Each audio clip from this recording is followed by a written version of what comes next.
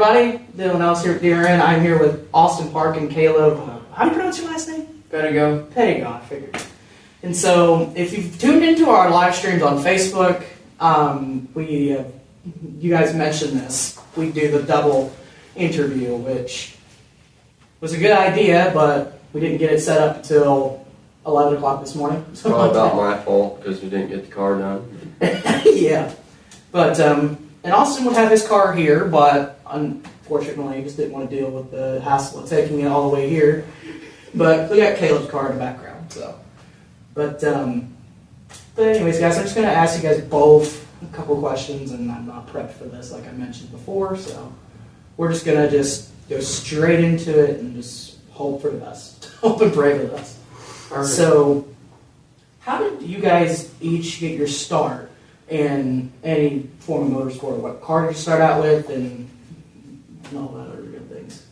My dad started in probably, 2017, I think, or 2018, right before COVID had hit, and the track kind of didn't know what to do because the protocols and everything, but they ended up passing everything, so they got to race that year, and I went to a couple races and kind of fell in love with it, and went to a bunch of his races, supported him and everything, and then at the end of that year, he offered his blue car to me for the next year and everything, so we got it fitted up and everything, and it kind of took off from there. For about 3 years we ran the dwarf car, and then last year I bought a Mod Light out of Ohio and kind of put it together and everything to get it going, and ran it 42 nights last year, and then I don't know, we did all right, I guess. I mean, you got a couple of feature wins out of it. A few wins last year. You won at Doe Run. You won at Tri-City and won at Tri-City. Won a double header at Coles County. Yeah, last fall. Yeah, one at Tri-City, 2 at Doe Run, 2 at Coles, and I think that was about it. But I think wins. That's not too bad. Yeah, I think we were pretty consistent all year long, so it kind of made up for it. Only a few DNFs, but pretty good year. And then this past winter, we completely rebuilt the car, stripped it straight to the frame, and powder coated it, and got a bunch of new parts, and it's finally back together now and looks pretty good. So we'll see how this year goes. And that wrap looks really good as well. Like I said, it's not here, but in the video I'll put a picture of it up there. Yeah. Kaeleb, go on ahead and just answer that question as well. Well, I ended up at indoors last year, and Steve and Kevin Cole, I've known forever, and Steve was like, man, you really like one of these, because I mean, I've been real big into razors and everything for a long time. Our dirt bikes were my thing for a while, and then it's like, man, I don't know about it, and then I was like, well, if I'm going to be here, I might as well find one, and now I'm on my 4th one, and that's about it. I mean, you see how my year went last year. It started pretty rough, but there towards the end, it kind of got more consistent as the year went on. Yeah, that's how I was. Learning is a big curve in dirt cars compared to going flat out into a razor. I mean, it's completely different. But oh yeah, I was at Benton, Missouri last year, and I was kind of just messing around, and Josh Hutcherson and his dad in front of like, dude, what you got going on with that car? I was like, man, I don't know. I put gas in it and I drive it. And he's like, yeah, well, let's tweak some things. And after that, I started running pretty decent. And like last race of the year, I won my heat race, and then the feature was pretty terrible. But other than that, it ended pretty well. So see how this year goes. Yeah. So, as the time of recording this is the night before the Midwest Winter Nationals at DuQuoin comes back to Southern Illinois Center. That track is not very friendly to these types of cars. It's not made for it. It's too small, too tight. There's not a lot of anything there. Right up my alley. it's a racetrack, though. It is, and it's produced a lot of good shows, a lot of good Mod Light races, even though it's not technically a good track for it. But I mean, there was a time where Filkins won on the last lap, basically right at the finish line, right at the end, a couple of years back. But, But that also, you guys mentioned like Kaeleb, you mentioned the Hutchinsons, giving you a hand and all this other stuff. And when I talked to Corey Stephenson not too long ago, which was in the last video, if you guys haven't seen it, he had talked about how they had helped him as well and how Tom and Matt had helped him out quite a bit. The Model A community is really, really big, especially here in Southern Illinois, and it's way bigger in Iowa. And I love it. Love these cars. Love the community. They're all good people, and always willing to help and support one another. I really do enjoy that. The Hutchinsons were definitely a big help, but Steve and Kevin, I've already had a couple problems with this car so far this year, and like a week or two ago, I had some big problems going on, and the next thing I know, Steve Cole was sitting in the driveway, ready to get it figured out, ready to get it running. That way he knew I would make it to this weekend. So I wouldn't be doing any of it if it wasn't for, especially Steve running his mouth telling me that I should get one. And now it's been all downhill from him making smart comments to me. So here we are. Definitely. But, it's a pretty good class because, like most classes, big cars and everything is super competitive, and you're not going to get information, you're not going to get help, you're not going to... If you need a part, I could probably go down the pits of Steve, Kevin, Kaeleb, Matt, everybody, and they'd probably hand me a switch tube, a Heim, anything that I maybe didn't have and I'd need, and I'd be able to go race. It's completely different than your whole late model and modified world and everything else. It's a very friendly class and competitive class, obviously, but we all go out there and have a good time. And there's people like Tom, for instance, is trying to bring up the class a lot more here in the area, without a doubt. And there's 2,500 to win show at Marion in May. Mm-hmm. I fully expect there to be a lot of cars there, just like there was at Benton last August. How many was that Benton, like 60? 42. Yeah, there was like 40 cars. Yeah, there's 42. I bet you there would be about 30 cars Marion next year. That's May 17th, I think. That's pretty early in the year, isn't it? Yeah, it's early in the year, yeah. It's like the middle of May. There'd be more cars there because if it was IMCA sanctioned, there'd be more cars there. Probably. Or sanctioned somewhere, from another body somewhere. It's the world of outlaw mod lights at Marion. We're outlaw mod lights. That'd actually go crazy. Run what you run. Yeah, that would go crazy. But, yeah. So why do you have the Tasmanian Devil on the side of the car? Well, at the beginning of the year, I had a different sponsor on there, and things kind of went south with that. And then, obviously, people know what the Tasmanian Devil does, and I felt it fit pretty well. And sure, every place we go, whether it's Benton, Marion, Wayne County, wherever, when I had it on that car with the pink Tasmanian Devil, there was kids all the time coming up, wanting to take pictures with it and everything. They don't care if I finish in the infield half the time. They love seeing that car, and that was worth it to me. So that's what I kept it as, and that's what it's gonna stay, I think. Definitely. David McKay's got the Chucky car, or he used to. Oh yeah, there's that. Yeah, it's back there. Right there. He's got the Chucky car, which was pretty cool. I said pretty cool scheme. I don't know if he's running the same. I don't know if he's going to or not. I don't know. He's got it on his TRC car. Yeah. Is he? Yeah. I think so. It's a different scheme and everything, but it's there. Yeah. I think he'll probably be at DuQuoin. I wonder who all will be at DuQuoin. I don't know. I don't know. I'm not sure if Filkins will or not. I've not seen anything. I know you guys will be. Mm-hmm. I'm gonna win hot laps. I am actually undefeated in hot laps. Short. I ain't never been beat. Really? I come in hot and heavy in the hot laps, and ain't nobody around me in hot laps because I'm just too fast. Then the heat races. That's where things all go downhill. Yeah. Yep. Dude will come out, he'll get out of his car and everything, he'll come over to me, he's like, dude, I smoked you guys in hot laps. And then you go to the heat race, and he's either upside down and back straight away, or Hey, you know what? Listen, okay? You can say what you want, but you're guaranteed a damn show when I show up. Whether I'm ramping tires, hitting walls, doing cartwheels, there's going to be something cool by the end of the night that I've done that people are like, what the hell's going on? Records or checkers, bud. Yep. That's true. Yeah. I do have him beat though, because he did flip his car, but it wasn't the first 3 laps of his practice night.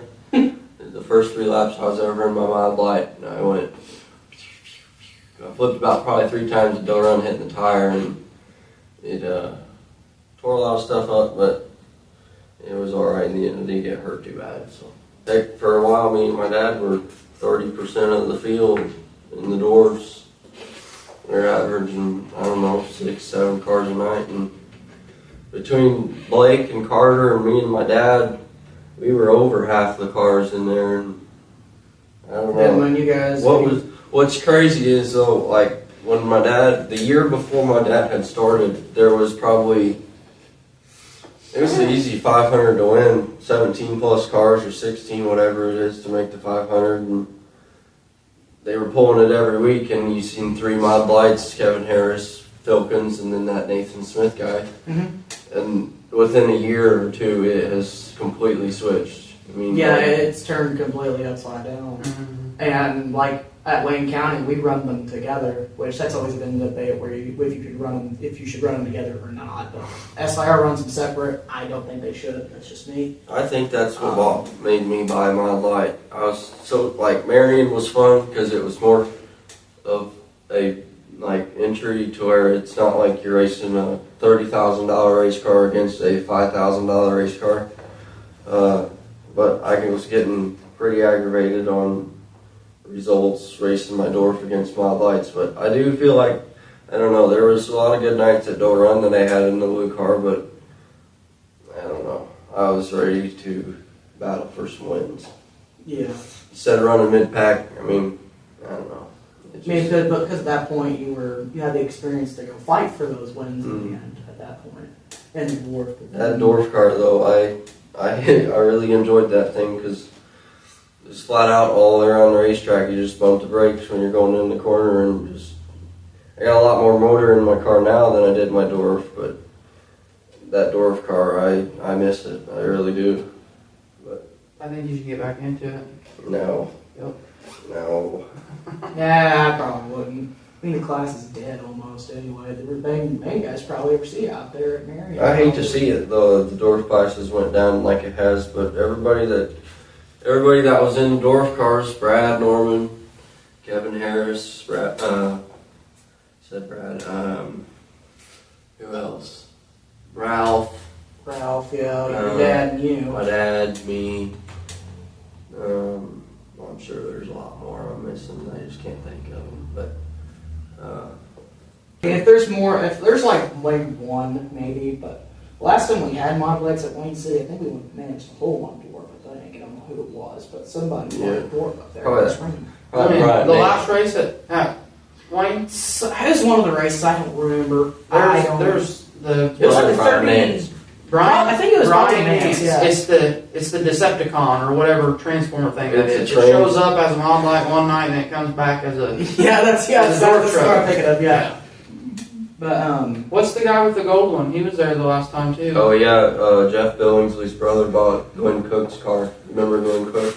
no, I do not know. He ran. But I he know ran who a you're talking couple. about. Yeah, he ran a couple nights last year and I- sold out and everything. And Jason Billingsley actually ran a mild light for a while and sold out of it. And then I think what made him get back into it, and we haven't convinced Jeff enough to get another car, but I think me and Blake and my dad and everybody we convinced Jason to buy another race car. So we've got one sold and we need to get one more sold, and that's Jeff. Jeff was fast in a Dorf car. I can't Yeah, imagine he what drove he'd be one in of a mild light. the Hutchinsons have his old car now. Yeah. I remember back in 2020, he dominated. The Bulldog? No, It was I don't remember. it's the Dorf car.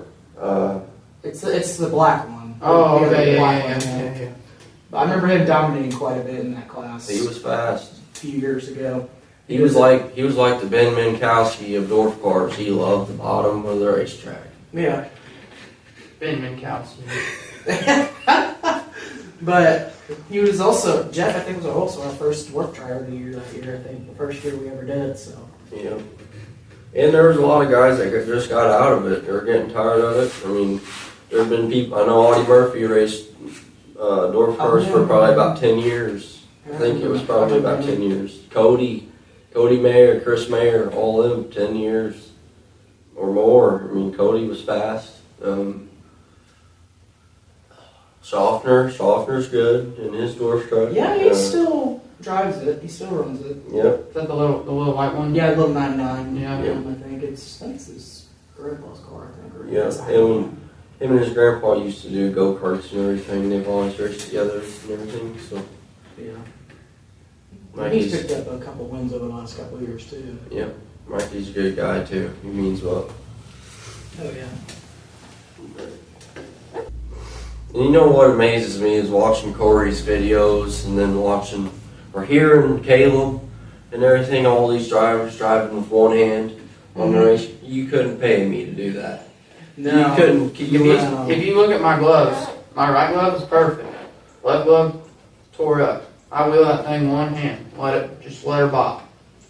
Oh my. But Probably about right. But yeah, you guys have ran a lot of tracks over the last year or two, in the mod lights. Out of all the tracks you've ran at, and I asked Corey the same thing.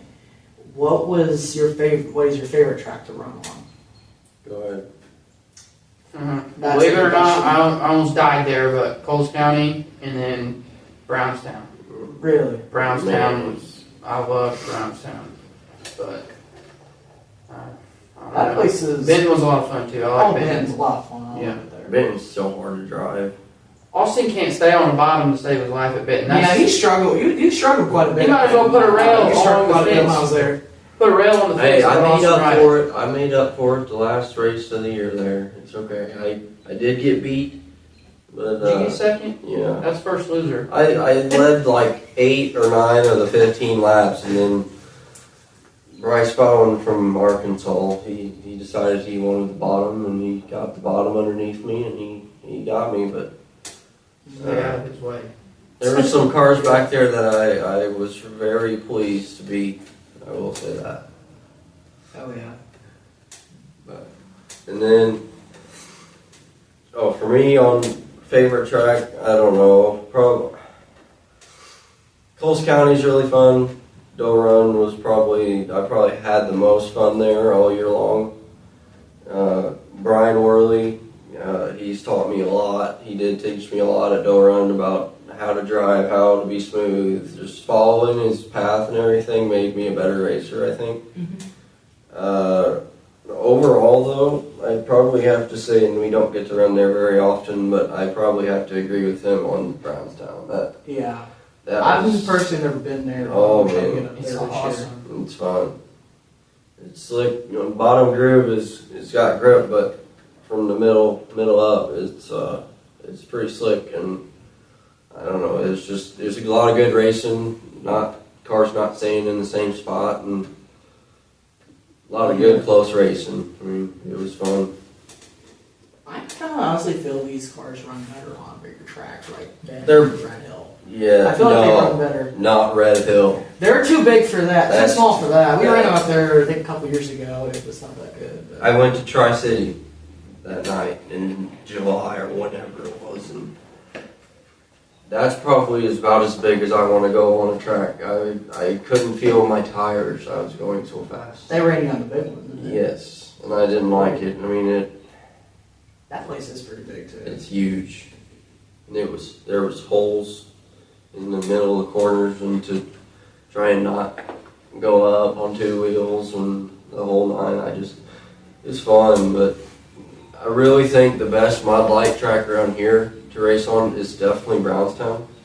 Just how big it is and how it races, and I don't know. I just think Brownstown's a blast. Yeah. It was so much fun. And they ran it like a Friday, Saturday night thing too. It was awesome. 2 nights, and Kenny Wallace and Will Krupp was there, and Will is really good crops. Yeah. I honestly wish they'd do it more though. That way, like, because I'd say Kevin Cole being back in a big car too. I would like to be somewhere where I could run and watch him run that big car. Because I mean, That hell, I remember little kid going to Mount Vernon. That's the first time I'd ever been to a race was to watch Kevin up there, and seeing him in one at the end of the year last year kind of got me excited because obviously we know what he does in a mile wide. So I mean, seeing him in a big car again would be something pretty cool. Hell, and they both run decently well in a mile wide. Yeah. Probably the best around. Steve is tough when he's in his own car too. I mean, Steve is tough no matter what. Granted, obviously I'm not in that conversation because I'm never competing with Steve. But when Steve's in his own car, Steve's a different ball game. You had Mr. Suzuki. You had Steve Cole.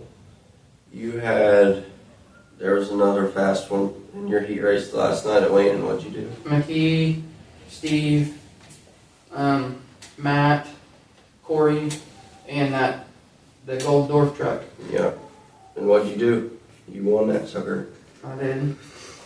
Everybody, I really think this year is going to top last year, though. A lot of people have said it. Last year was very competitive, but I think this year our cars are going to go a time and a half faster at Marion and Wayne and everything, just because everybody's getting faster. I mean, it's gonna be a lot of fun, but it's gonna be very challenging, I think.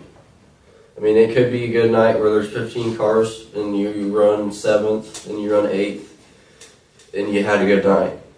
I mean, it might not be what you want, but I think with the competition of cars and everything that we have, I mean, it's just there's going to be 16 good cars out there. There's not going to be 4 good cars and the rest just whatever, you know. Mm-hmm.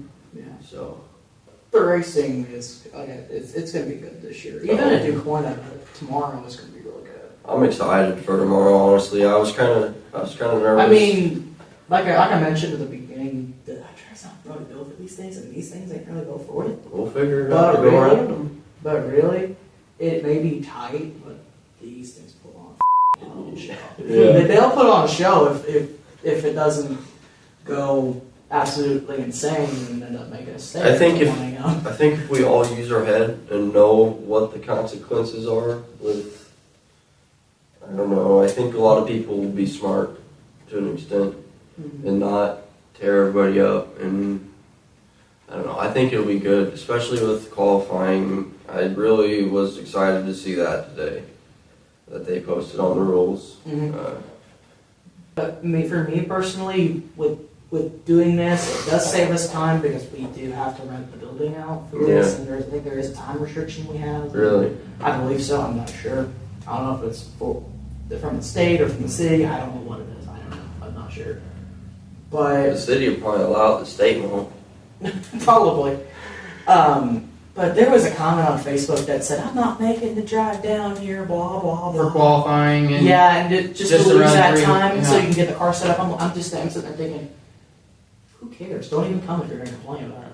Well, I'm complaining about it. I got a big problem with it. I'm just kidding. I don't. But just fair warning. I've literally sat in the seat of that car. Never ran it. I've never drove it. Not one time. So when I pull on the track tomorrow, you're going to see the first time I've ever drove it. And I'll probably look like Barnhouse at Coles County at the end of the year. I'll be up there and look like a damn ornament on a Christmas tree hanging from the fence.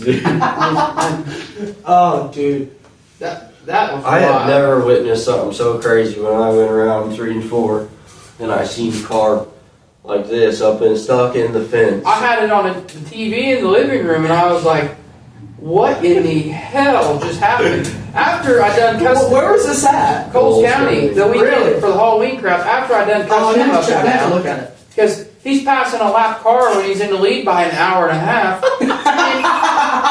And he decides to bicycle up the right rear of this car, of this lap driver. I'm like, Ray Charles knows not to go that, but like, that guy was a squirrel. I don't even know who it was, but I'm like, what in the world is Austin? I'm mad. I called him as soon as he called. I'm like, what are you doing? I I was mad. I was probably about an inch. If I would have went up one more inch, I was going for a ride. I don't know how I saved it. I probably couldn't go back and do what I did again because I didn't even think about it. All I knew was to, just floor it. Really. I should have said that he was a squirrel because obviously I'm a squirrel too. I didn't mean it bad, but Yeah. I was definitely mad at Austin from the living room on the couch. Thought I had him judged, man. I Yeah. thought I knew what he was going to do, and he did the opposite. That's your problem. You thought. Yeah. You just gotta go. I thought I didn't know. Last time I was at DuCoin in December for that Power Eye race, the camper, gosh, dang it, that we had a car go almost through the fence. I've seen that. I went. It was crazy. I went that night, but I didn't see that happen. I was working with Troy Leonard, I think, doing social media stuff for his 2 cars that he ran there that night, and I see a red, and me and my buddy, he was with me, so me and him run over to the back straightaway, and we just see the fence just destroyed. The whole damn thing was just destroyed. Looked like the dome. Like I What told. the heck? Yeah, it was like the dome. It was like the dome all over again. Yeah. I told, we are all in the group chat and everything, I told Mackenzie and Corey, I was like, this would be the dome for Mod Lights to do coin. It was. I just hope we all stay on the racetrack. Why you guys look at me for? I'm just looking around. I'm just looking. All right. I can point the fingers. It'll be fine. We'll be alright. Just don't pull a dome, Caleb. Just don't do it. I think it'll be fine. That also brings up a question for me too. Would you guys ever consider jumping into a B mod or an A mod? Absolutely. I thought about selling out my Mod Light and going B Mod racing. I mean, Josh is jumping into a B mod this year. His first year. My dad has tried to talk me into it and everything. I don't know. I want to get Mod Lights. It's something me and my dad can do. Mm-hmm. I feel like if I go to a big car, it's going to take more than one person. Or like, say, if my dad was to get a B mod, I don't think we both could maintenance 2 big size modifieds. These cars are pretty simple and it's pretty self-explanatory, but once you jump into the big B mod, Yeah. it's a kind of a But pain. the thing that makes me want to go to a B mod is it's probably biased, but I really think a B mod is cheaper than a Mod Light. These cars ain't cheap Nah, by any not in the means, slightest. but I think a B mod is cheaper than a Mod Light. There's reasons why Josh and Shane went to a B mod. I mean, they obviously wanted to change classes and everything, but I mean, the upkeep and everything on a Mod Light is Not cheap in the slightest. but Caleb, you were shaking your head no just a second ago. Not considering it at all. no B mod. No B mod, no A mod. Nope. I wouldn't go A mod. I can't afford that. That's $80 grand. If I get done with these things, I'm going back to having a nice boat. Really? Yep. Yeah. Yeah, That's fair. That's fair. which right now I don't see myself being done with it anytime soon. Like, not at all. But like I said, I'm not. If they want to do it, I'll like watching Josh last year at Benton after he got out of that Mod Light and stuff. That was cool. Like, and then Kevin, obviously, I'll be a fan from the sidelines. I ain't gotta be driving. So this is definitely doing me justice right now. I believe Mod Lights are a very fun class too. I mean, Oh yeah, that's why they're my favorite class too. it's probably biased. covered. It's probably biased again, but I truly think, and it's come from a bunch of veterans. These cars are one of the hardest cars to drive. I mean, I've heard it a bunch. They're hard. They're so short wheelbase. They're hard to drive. But yeah, that'll conclude it. Thank you guys for watching. If you, like I said, if you like this kind of thing, this may be your channel for you. But anyways, thank you guys for watching, and we will see you guys again soon. Bye for now.